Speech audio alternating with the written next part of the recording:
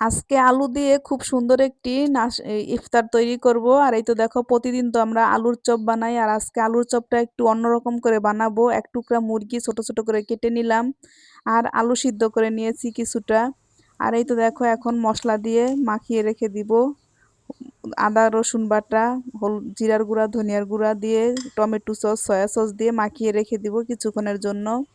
আর এইভাবে কিন্তু ইফতারটা খুবই মজা হয়। তোমাদেরকে আজকে দেখাই, আপুরা একদিন ট্রাই করবে এইভাবে। এত মজা, অসম্ভব একটি মজা। আর এইটা ইফতারের জন্যও খাওয়া যায়, আর বাচ্চাদের টিফিন নাস্তা, বিকালের নাস্তার জন্যও পারফেক্ট হয়। আর এইভাবে বানিয়ে কিন্তু তোমরা ফ্রিজেও রেখে দিয়ে অনেক দিন রেখে খাওয়া যায়। তোমাদের কাছকে আমি সেটাই দেখাবো। আর কিছুটা মুরগির মাংস দেখো, গোলমরিচের গুঁড়া, সামান্য কিছু পরিমাণ মতন পানি দিয়ে সিদ্ধ বসিয়ে দিয়েছি। আর যেটা মেরিনেট করে রেখেছি সেটা আমরা রান্না করতে চলে আসলাম। এই তো পেঁয়াজটাকে হালকা ভেজে এখন আমাদের মেরিনেট করা মুরগির মাংসটা দিয়ে এখন ভালোভাবে নেড়ে চেড়ে দিব। আর এইদিকে দেখো, আমাদের সব উপকরণগুলো এখন রেডি হয়ে গেছে। এই তো কিছুটা পেঁয়াজ বেরেস্তা করে নিয়েছি, আর সিদ্ধ মুরগির মাংসটাকে হাতে ডলে একদম গুঁড়া করে নিয়েছি। এখন আমরা আলুটাকে ম্যাশ করে নিয়েছি। এখন আমরা চলে যাব আমাদের সেই 2 পদের নাস্তা বানাবো আজকে, আলু দিয়ে ডিমের চপ আর হচ্ছে চিকেন আলুর চপ। চলো দেখি কিভাবে বানাই। এই তো দেখো, চিকেন আলুর চপটা প্রথমে আমরা মাখিয়ে নিব। সামান্য মরিচের গুঁড়া, শুকনা মরিচ গুঁড়া করে নিয়েছি, কাঁচা মরিচ, ধনিয়া পাতা, পেঁয়াজ বেরেস্তা, আর চিকেনটা গুঁড়া করে নিয়েছি, যে যে চিকেনটা আমরা সিদ্ধ করেছিলাম। এখন আমরা স্বাদ মতো লবণ দিয়ে ভালোভাবে আলুটাকে মাখিয়ে নেব। আলুর চপ যেইভাবে মাখাই সেইভাবে এখন আমরা মাখিয়ে নিলাম।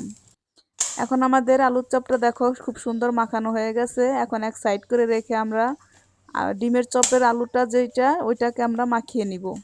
এই তো ডিমের চপের আলু, যে আমরা আলুর চপ যেভাবে বানাই সেইভাবেই কাঁচা পেঁয়াজ, ধনিয়া পাতা, কাঁচা মরিচ দিয়ে সুন্দর করে এখন স্বাদ মতো লবণ দিয়ে মাখিয়ে নিলাম। এখন আমাদের দুটোটা আলুর চপ মাখানো হয়ে গেছে। এখন আমরা চলে যাব চিকেনটা কিভাবে বানাবো। এখন আমরা চিকেন চপটাকে সুন্দর করে বানিয়ে নিব। এই তো দেখো, রান্না করা চিকেনটাও নিয়ে নিয়েছি, আর ডিমটাকে আজকে গোল গোল করে কেটে আলুর চপের শেপে আজকে দোনোটা বানাবো। আর এই তো দেখো, আগে আমি চিকেন চপটা বানাবো যে বেরেস্তা দিয়ে, যে আলু ভর্তাটা করেছি সেটা দিয়ে। আর এইভাবে কিন্তু বাচ্চারা খেতে খুবই পছন্দ করে। আর আপুরা একদিন ট্রাই করে অবশ্যই দেখবে, খুবই মজাদার আর লোভনীয়। আর এই তো দেখো, এখন আমি আলুর চপের শেপে দিয়ে মাঝখানে রান্না করা চিকেনটা দিয়ে দিলাম। এখন খুব সুন্দর করে আলুর চপের শেপ দিয়ে নিব। আর এই তো দেখো, আমি দুটোটা একসাথে বানিয়ে নিয়েছি। আলুর চপ, ডিমের চপ, ডিমটা ভিতরে দিয়ে দিয়ে, আর এটা হচ্ছে চিকেনটা ভিতরে দিয়ে দিয়ে। এখন আমি আলু